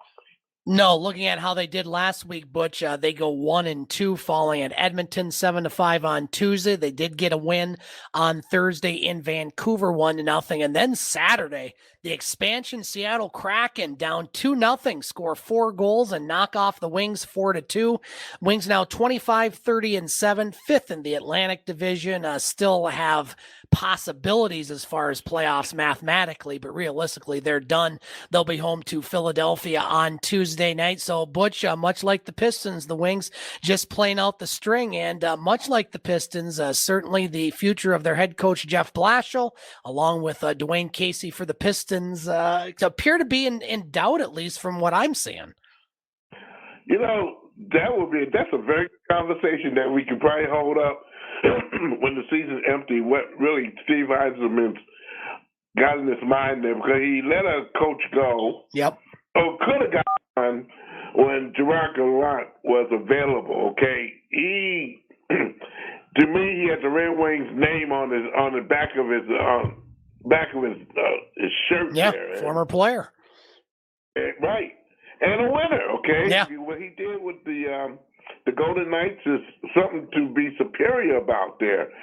And that went on over to the Rangers and whatnot. So we get Jeff Blashill for another year, and hopefully that he can take the young kids and mix with the older kids that he has right now and kind of make them a little bit more competitive than they have been. Well, in the early part of the season, yes, they're doing just fine. But now you see the teams with the rubber hitting the road there, and they're wiping the Red Wings out like a bad habit, and really they're looking bad. Vancouver's loss, that surprised me very well. I wasn't expecting them to win in Vancouver. No. Okay? And I saw that loss I said, well, and it was a 1-0 game. That was a bad night for Vancouver. But then turn around, the real octopuses was on the doggone ice there, and they took care of business in that final third period there. 4 unanswered goals, and again, there's problems with defense. There's problem, to me, with stability as far as forechecking is concerned with the forwards and whatnot playing defense. Butch, it was trade deadline day in the NHL. Outside of the Wings, were there any deals or anything that caught your attention? I know that Marc-Andre Fleury goes from the Blackhawks to Minnesota, certainly helping their goaltending position. But, you look at the big teams in the East, Tampa Bay, Florida, Boston, already adding to their very good rosters. It seems to me at the trade deadline, the rich get richer and the poor get poorer today. Yeah. You see Giroux go from Philly to Florida. That was big move. That was a kicker in the teeth. You throw your captain out in the street. Yeah, there. 10 years. As far as the Flyers is concerned, and to make themselves more competitive and whatnot, versus the Florida Panthers right now. They look like they're getting stronger, but again, the playoffs is a different beast. As we know, and there's many occasions the teams like Carolina, who didn't make too many moves there, but still strengthened their teams, and St. Louis, that basically we don't talk too much about, but again, seem like playoff time, they really show their oats. The Golden Knights not falling apart like many thought they would fall apart there. It's just getting very competitive there. The teams are getting a lot better. You can't say anymore. Again, you can't wait for the playoffs because after basketball, per se, that is the best time in the world to see the NHL going to play with their hockey and whatnot there. That is exciting, that first week and a half of hockey.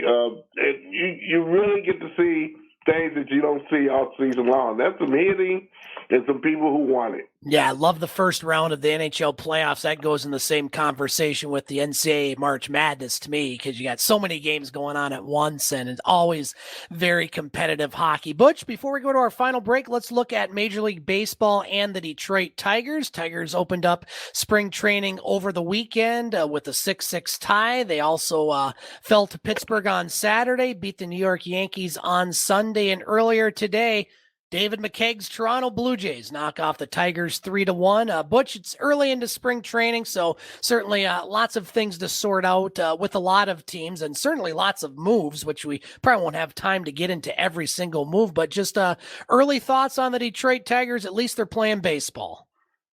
Playing baseball right now. The interesting part is what moves the Tigers going to make as far as the youth is concerned. Because they got two in particular, that's Green and Torkelson, right now ready to go. Yep. There's no questions asked. What will you do when you put a Javier Baez in the picture, okay? And some of the other people they got.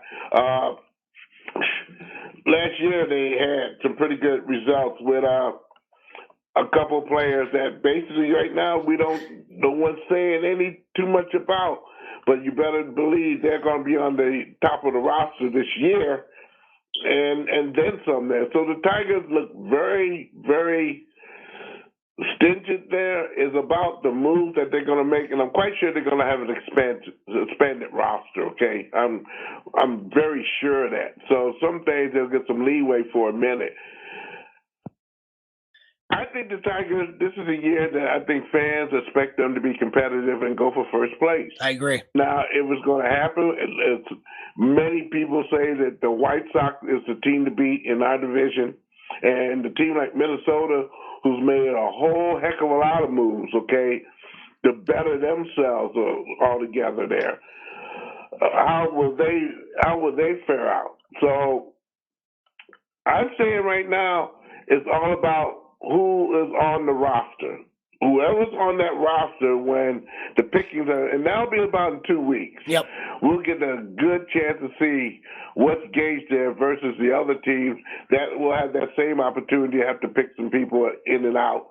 how this is going to measure out. The Tigers got to get off to a good start. I mean, a 1984 start, in order for the fans to kind of grasp in and come to the ballpark and see them. If not, it'll be more people from Toronto here to see the Tigers in June here than Tiger fans in general. I'll take a 35-5 start like the '84 Tigers, Butch. I remember that ride. And then they won their first 2 months on the road. They didn't lose their first road game that season, I believe, until June. Mm-hmm. That won't happen again, but hey, I'll take a 35-5 start. But you mentioned the Twins. They picked up shortstop Carlos Correa over the past weekend. So that was a shocker. That was a shocker for him to go to the Twins. So Twins, White Sox, you got the Tigers in the mix. And of course, the Cleveland baseball team, I forgot, is it the Guardians? Is that their nickname this year? Angels, Guardians my here. Goodness. Use the Angels because that's already taken. That's right. Butch, we're going to take our final break for tonight's show. When you and I come back, we have some news from the NFL and all sorts of other sports tidbits to get to, all coming up on the Twin Sault's only local, regional, and national sports show, The Game, News Talk 1400. At Old Mission Bank, we're ready to make your home ownership dreams a reality. We're excited to announce that we now offer USDA home loans with options for 100% financing. You heard that right, 100% financing for qualifying USDA mortgages. Come see our experienced lenders to discuss your personal options and let us find the right mortgage for your needs, because it's what we do best. Act now to pre-qualify by calling us or apply directly online at ombloans.com. We're Old Mission Bank, home of your experienced local mortgage professionals. FDIC insured, equal housing lender.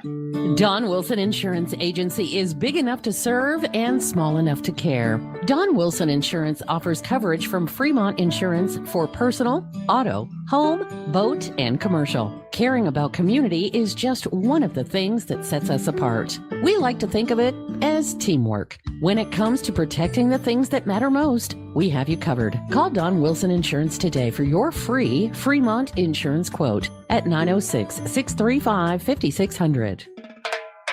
Reed Metals in Dafter, your honest main source metal recycling business, hopes everyone is staying safe during this pandemic that just won't stop. Reed Metals is still paying top dollar for whole scrap vehicles. They also buy heavy equipment, catalytic converters, radiators, lead-based batteries, rims, and motors. Reed Metals will give you an honest price without surprise fees or deductions at the scale. Reed Metals also buys copper, brass, lead, tin, cast, aluminum, steel, and many more types of recyclable metals. Reed Metals wants to pay you for your scrap metals and scrap vehicles. Reed Metals also offers roll-off dumpster service. Reed Metals is open Monday through Friday, 9 a.m. to 4 p.m. Visit reedmetals.com or call 906-632-0018. Reed Metals is conveniently located only 10 miles south of the Soo on Mackinac Trail.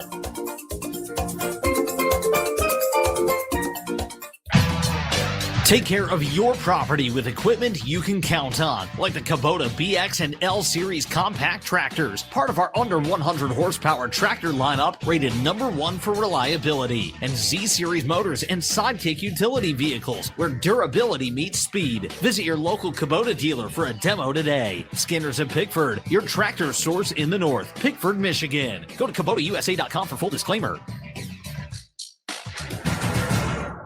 Let's get back to the Twin Sault's only local, regional, and national sports show. Let's get back to the game on News Talk 1400. And welcome back to the game on News Talk 1400. Scott Nason with you as we continue our roundtable with co-host of the game and host of Butch on Sports, Butch Davis. We will be joining Detroit Pistons basketball in progress at the top of the hour, currently late in the first quarter.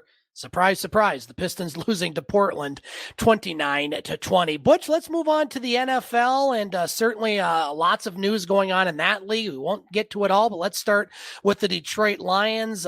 Quite a few signings and re-signings. They re-signed all their backup quarterbacks, a couple wide receivers, a nice signing, I believe, with DJ Chark out of Jacksonville. He signed a one-year, $10 million deal. They also get a tight end from New Orleans, Garrett Griffin. Watson, along with several other re-signing players on both sides of the ball. Butch, give us a status of the Lions. They haven't been too busy in the free agent market, but I like that Chark move. The Chalk move is very good. I think the Griffin move is excellent because you add some more tight ends in the mix. The Lions look like this year they're going to depend on the work of tight ends there, okay? They're expanding the running game, and when you expand the running game, you got to have people to block for you, okay? You got to have that. And you got to also have those tight ends who can run a diversion, so when you do fake a run and want somebody out there for a pass, they catch the ball.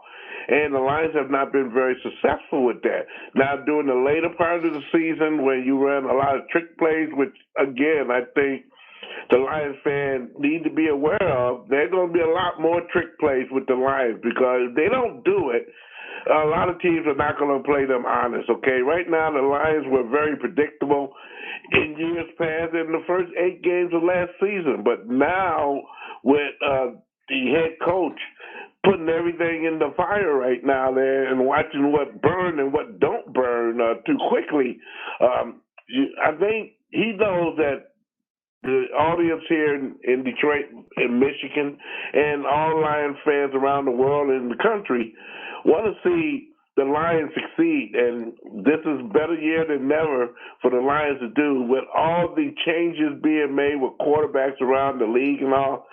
Everybody thinks it's going to be stability, but it's not going to be stability with a lot of quarterbacks coming in there new and getting used to new players as well. So the Lions have a great responsibility right now to get out the gate very well, play competitive football, and not play competitive football to lose, but the competitive football to win and stay ahead.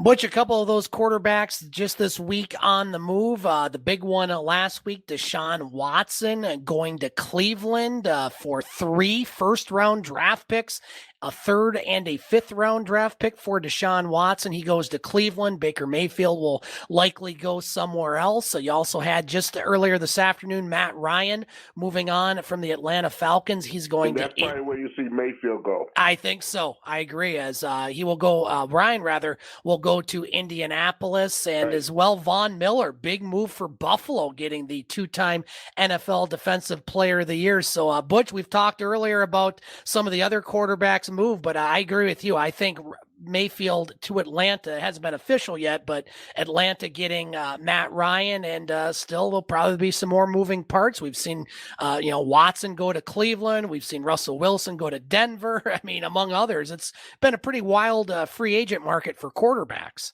And all the changes that are being made at quarterback, I think the last one is the most intriguing because I do believe the old Cleveland quarterback who got thrown out of town, not by his choice, but by the management's choice there, is going to feel a lot more at home in Atlanta. He's going to have a coach that's going to be a little bit more flexible with what he can and what he cannot do.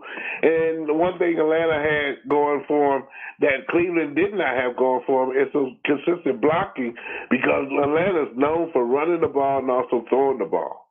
Butch, we'll have Dave Watson join us next week for a roundtable, and I know he'll have a lot to say about that, being a Cleveland Browns fan. But over the last few minutes here, before we get to our thumbs up and thumbs down, wanted to get an update on the world of sports entertainment, also known as wrestling. And Butch, just after the show Monday, found out that one of my favorite wrestlers of all time, the bad guy, Scott Hall, also known as Razor Ramon, passed away. And he was one of my favorite characters in wrestling, starting with the WWE, or F at that time, and then moving on to WCW along with Kevin Nash and Hulk Hogan, creating the NWO faction, which in my opinion, the best faction of all time. Scott Hall passing away. Certainly, he had a lot of trouble personally with some demons, but in the squared circle or octagon, whatever the heck you want to call it, the square of wrestling, he was one of a kind. Yeah. I haven't caught up with Scott. I got his number, and now I've been trying to get a hold to him there. I guess right now he's kind of broken up with it because that was his running buddy there. And a lot of people don't know that my buddy in crime there that you just mentioned is from the Downriver area. Yes, so he is. Is Rhino. Okay? Yep, Rhino. Yep. From this area right here, man. It's really, man, it's something. And then you know, Kevin Nash I've known for so many years. I mean, Big Sexy. He is one of a kind. We got to get him on the show one day, and he talks some trash because he'll put McAfee to shame here. Really That's right. And then some there. It's heartbreaking because you can just remember him as the bad guy walking out there with that toothpick flicking it on somebody here and beating the crap out of him there. And he when he came around, that was when the WWE started exploding really there. And when somebody imagined it, and that's when the Undertaker came around, and there's just so many wrestlers you can remember at that point in time that really got their debut, you know, coming from other entities and whatnot there, just coming on in doing their own there. Butch, a couple minutes left here before we get to our thumbs up and thumbs down. The road to WrestleMania continues for the next few weeks. I've been watching more AEW over the past few weeks. Chris Jericho had a big heel turn last week on Rampage. Just your thoughts on the world of wrestling heading into WrestleMania. So WrestleMania slowly but surely putting their things together. I just mentioned McAfee. Yeah. He's going to probably get his chance of showing his oath there. I'm quite sure he's practicing very hard, but he's going to get an opportunity. We're going to see Stone Cold Steve Austin and Kevin Owens put up a skit of some type where he gets his brains beat out there, or maybe Stone Cold will. Who knows there? But for 2 days of WrestleMania, and then also WWE going to have their little follies at around about the end of April there. It makes wrestling exciting there. Then Impact Wrestling just getting signed in conjunction with the AEW. That's going to improve a lot of things in general as well, because you're going to see the wrestlers that you haven't maybe heard of, or you don't get a chance maybe at late night or looking at some of these channels, lower station. Hollywood Wrestling is another one that I don't too much mention, but I take a look at that every single week. It's just getting good there. And also New Japan Wrestling is also, they're flipping in some new wrestlers over there to AEW. So I think it's going to be a lot of competition with both of those particular conglomerates there. Right now, to me, I give AEW the edge because they're giving people what they want to see, not so much the fighting per se, but also the sportsmanship and some Class A wrestling that really you don't get from that WWE, which you get out the bell and you get out there fighting. They should put a cage in there and do what they'll do best there, you know, and let it have at it, because they even got the women going that way now. Yeah, and I was pleasantly surprised, Butch. One of my favorite wrestlers and characters of all time, William Regal, now in the AEW as a manager of the former Dean Ambrose and Daniel Bryan, of course, having different names in AEW. John Moxley and Daniel Bryanson, I think they call him there. But I love William Regal. Best. Brian Danielson is actually his real name. Right, exactly. Butch, let's get to our thumbs up and thumbs down for the week. I will start. Thumbs up to Iowa State. Last year, 2-22. They get a new coach, TJ Alsberger, a team that nobody really gave a lot of credence to going into the tournament. Pretty, I wouldn't say mediocre regular season, but certainly didn't have a lot of wins. And they make the Sweet 16 after a 2-22 season. That is the beauty of the college basketball tournament. Thumbs down to the Big Ten. Yes, Michigan and Purdue advanced, but 7 other teams bounced. The Big Ten, despite what Paul Van Wagner says, has not won a title since the year 2000. I don't count the forfeited victories as a title. Still got Michigan and Purdue. I hate to say it, Butch, because you know me, I'm a State fan, but I do like Michigan basketball, and I'm kind of pulling for them, and I'll leave it at that. Your thumbs up and thumbs down for the week, sir. You're pulling for them. I tell you what, that's the state of Michigan. And one thing we are in Michigan is that we are loyal to our own. That's true. That's true. Big time loyal to our own. After the season's over, we can go back to playing again. Yes, indeed. You're right. Oh, yeah. Well, let's see a little flip here for the Detroit Lions, who got 3 new members in their coaching regiment there. Cameron Davis, assistant defensive line coach there. Wayne Blair, defensive quality control coach. And also, there's one more here that I did not. John Morton, I did mention him, right? I did mention him. But I can't find, there's so many of them. I can't find it. But the Lions are making those coaching changes, especially the big one, okay?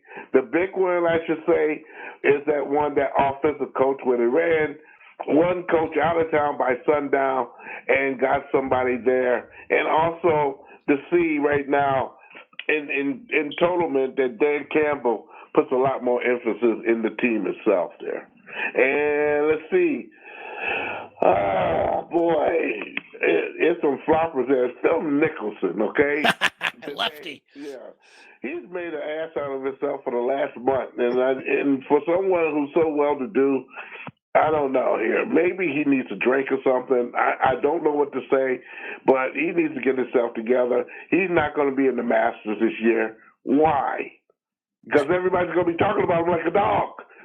That's exactly right. Butch, we are flat out of time. Thanks for joining us once again on The Game, and we will talk to you next Tuesday night for our next edition of The Game. Have a great rest of your week, and we'll talk to you next Tuesday, sir. Okie dokie. That's going to do it for tonight's show. I want to thank Butch Davis along with co-host David McCaig Jr. and our special guest, Soo Eagles General Manager Bruno Bragagnolo. If you want to hear the full 2-hour version of tonight's show, you can find it a little bit later on the website, thegamesportshow.podbean.com. That's going to do it for this Monday night edition of The Game. We'll talk to you next Tuesday night for our next edition here on News Talk 1400. Thanks for listening to The Game on News Talk 1400 WKNW Sault Ste. Marie. Check us out next Monday at 6 for the Twin Sault's only local, regional, and national sports show. You can hear the podcast of the show and other broadcasts at thegamesportshow.com.